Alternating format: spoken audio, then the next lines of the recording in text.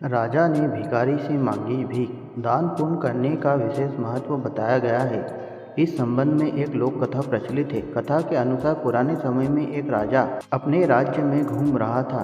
तभी उसने एक भिखारी से कहा कि आप मुझे भीख में थोड़ा सा अनाज दे दीजिए।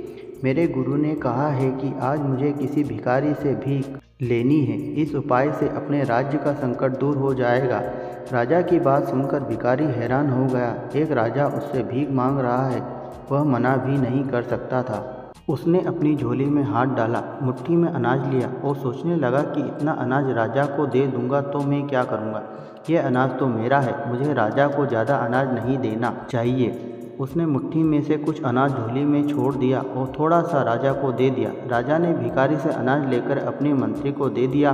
मंत्री ने अनाज के बराबर वजन की एक पोटली भिखारी को दे दी और कहा कि इसे घर जाकर खोलना। कुछ देर बाद भिखारी घर पहुंच गया। उसने पूरी बात पत्नी को बताई।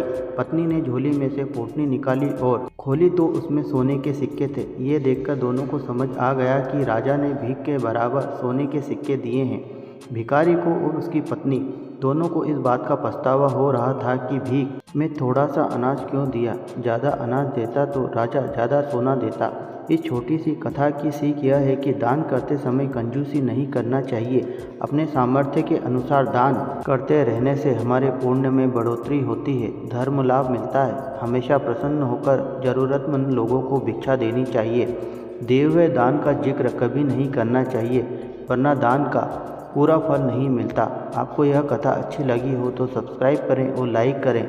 पूरी कथा सुनने के लिए धन्यवाद।